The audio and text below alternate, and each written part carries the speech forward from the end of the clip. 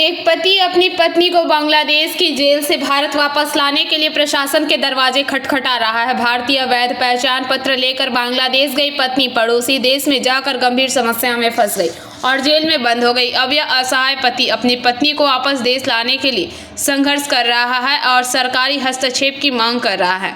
जानकारी के अनुसार उत्तर 24 परगना के बनगांव थाना क्षेत्र के बोआलदा निवासी प्रसन्नजीत चौधरी अपनी पत्नी फाल्गुनी रॉय को बांग्लादेश से वापस लाने के लिए लंबे समय से विभिन्न कार्यालयों में आवेदन कर रहे हैं, लेकिन अभी तक कोई सरकारी पहल नहीं दिखी है। उनका दावा है कि फाल्गुनी एक भारतीय नागरिक है और वह दस्तावेजों के साथ बांग्लादेश गई थी।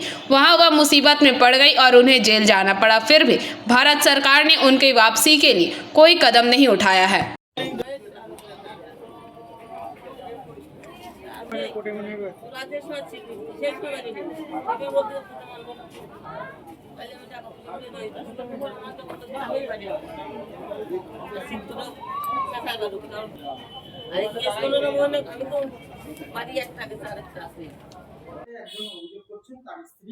বাংলাদেশে যায় তার ছেলের সাথে দেখা করতে প্রথম স্বামীর কাছে সেখানে গিয়ে তার পাসপোর্ট কেড়ে নেওয়া হয় এবং সে দীর্ঘদিন ধরে আবেদন করছে বিভিন্ন জায়গায়, তার স্ত্রীকে এখন ফেরাতে পারেনি। কি জানতে পেরেছেন এই বিষয়ে? এটা তো ওর স্ত্রী প্রসেনজিতের স্ত্রী দীর্ঘদিন ধরে বাংলাদেশ জেলে বন্দী অবস্থায় আছে এবং ও যেটা গেছিল পাসপোর্টে এখানে এন্ট্রি করে গেছিল, সেই পাসপোর্ট নাম্বারটাও চেক করা হয়েছে।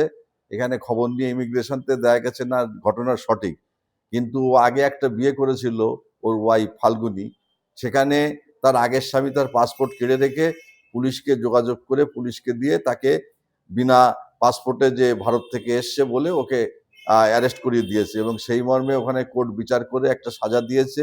তার সাজাটাও শেষ হয়ে গেছে। শেষ হয়ে যাওয়ার পরে তারপরেও কয়েক মাস হয়ে গেল, কিন্তু সে আসছে না সেই বাংলাদেশ থেকে।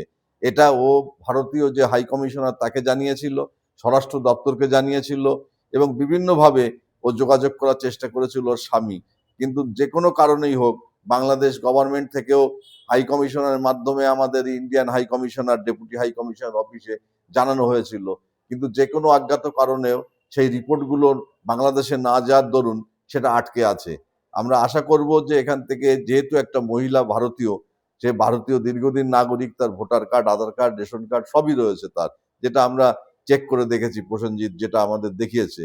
এবং সেই পরিপ্রেক্ষিতে আমরাও চাইব যে একটা ভারতীয় নাগরিক সে বিনা কারণে তার সাজার মেয়াদ শেষ হয়ে যাওয়ার পরেও সে কিভাবে বাংলাদেশ জেলে বন্দী হয়ে থাকে, এইটা আমরা ভারত সরকার, বিশেষ করে যে এক্সটার্নাল অ্যাফেয়ার্স যে মিনিস্ট্রি, সেখানে যে প্রসেনজিৎ তার স্বামী জানিয়েছিল, কিন্তু তারা সঠিকভাবে কোনো পদক্ষেপ করছে না এবং হাই কমিশনারও সঠিকভাবে পদক্ষেপ করছে না যে তার স্ত্রী যাতে অবিলম্বে ভারতবর্ষে ফিরে আসতে পারে। সেই মর্মেই তার স্বামী বিভিন্ন জায়গায়, একবার ডিএম অফিস, একবার হাই কমিশনার অফিস, একবার এসপি অফিস, সে ঘুরে ঘুরে হয়রানি হচ্ছে, কিন্তু রেজাল্ট কিছু হচ্ছে না। দিনের পর দিন সে তার সাজার মেয়াদ শেষ হয়ে যাওয়ার পরেও সে ভারতবর্ষে আসছে না। এইটা সরকারের উচিত, ভারত সরকারের উচিত অবিলম্বে এই বিষয়ে হস্তক্ষেপ করে তার বউকে তার হাতে ফিরিয়ে দেওয়ার জন্য এটা নিশ্চয়ই চেষ্টা করা উচিত বলে আমরা মনে করি। Bureau report PVTV news. Raniganj में इतने लग्जरी रूम, वो भी इतने कम प्राइस में।